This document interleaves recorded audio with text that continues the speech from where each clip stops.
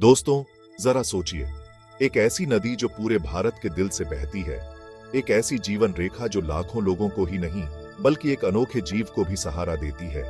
जी हाँ, मैं बात कर रही हूँ गंगा डॉल्फिन की। ये प्राचीन काल का एक कमाल का जीव है जो आज भी हमें मंत्रमुग्ध करता है। शायद आपको पता ना हो, लेकिन ये डॉल्फिन समुद्र में कूदती फांदती डॉल्फिन जैसी नहीं है।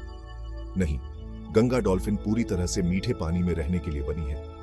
ये रहस्य और खूबसूरती का जीव है जो गंगा में एक बेहद विकसित सोनार की मदद से रास्ता ढूंढता है। जन्म से अंधी होने के नाते ये दुनिया को एक ऐसे तरीके से महसूस करती हैं जिसकी हम बस कल्पना ही कर सकते हैं। अब बात करते हैं कुछ आंकड़ों की, क्योंकि ये वाकई में हैरान कर देने वाले हैं। 4000 से भी ज्यादा गंगा डॉल्फिन गंगा को अपना घर कहते हैं, जिनमें से आधे से ज्यादा अकेले उत्तर प्रदेश की नदियों में रहते हैं। ये इन जीवों की ताकत और अनुकूलन क्षमता का सबूत है, लेकिन साथ ही ये हमें उस नाजुक संतुलन की भी याद दिलाता है जो इन्होंने अपने इकोसिस्टम में बनाकर रखा है। 2009 में इनकी हमारी प्राकृतिक विरासत में खास भूमिका को पहचानते हुए भारत सरकार ने गंगा डॉल्फिन को राष्ट्रीय जलचर घोषित किया।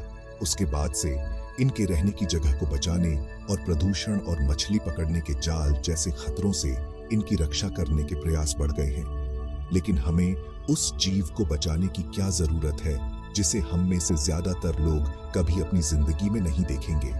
इसका जवाब हमारे इकोसिस्टम के आपस में जुड़े होने में छिपा है। गंगा डॉल्फिन को बचाने का मतलब है गंगा को भी बचाना, लाखों लोगों के लिए पानी, जीवन और आध्यात्मिक शुद्धता का स्रोत। तो अगली बार जब आप भारत की इस महान नदी के बारे में सोचें तो याद रखें कि ये सिर्फ रेत और पत्थरों के बीच बहता पानी नहीं है।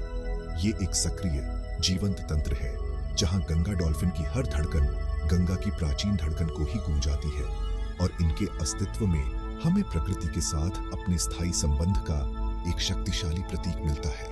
आइए इन अद्भुत जीवों को संजोएं और उनकी रक्षा करें, क्योंकि ऐसा करने से हम अपने आप के एक हिस्से की रक्षा करते हैं। मेरे साथ आइए और गंगा डॉल्फिन के जीवन और अस्तित्व का